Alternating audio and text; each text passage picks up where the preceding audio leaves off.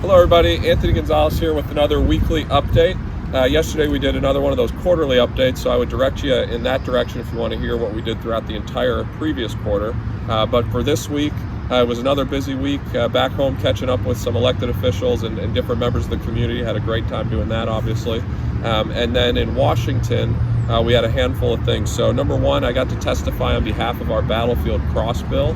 That was the first bill that I introduced. It was one of Congressman Renace's old bills that they just didn't have time to get through. So I got to testify on behalf of that. Hopefully we can get that done. That would be fantastic. Bipartisan, bicameral, really important for our veterans and for our veteran families. So excited about that. Secondly, myself and Marcy Kaptur, Representative Kaptur, who borders my district to the north, we introduced a bill to rename the Plum Brook Station after Neil Armstrong. So the Plum Brook Station has some incredible facilities. It's associated with NASA Glenn, but we thought it could use a new name, so hoping to name it after Neil Armstrong, which I think would be very appropriate and would be great. And then in addition, I introduced a bill with Congresswoman Underwood and Steve Stivers from Ohio to combat infant mortality, and Tim Ryan's on it as well.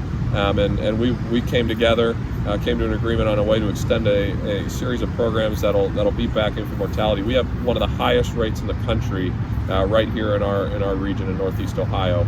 So obviously a major issue and one that we want to do all we can to solve. And then finally, we had a hearing in the Financial Services Committee with Mark Zuckerberg of Facebook on the currency project that they're launching. I have a whole host of issues with it, mainly the way that they're structuring it. It's kind of like a corporate currency that's controlled by Facebook and a handful of companies that Facebook recruited to do so. I think Facebook has been a pretty bad steward of their platform, frankly, with all the abuses that have gone on, all the data problems that they've had, and some of the security issues. And so I have some challenges with that. I will say this. He did commit, which I appreciated.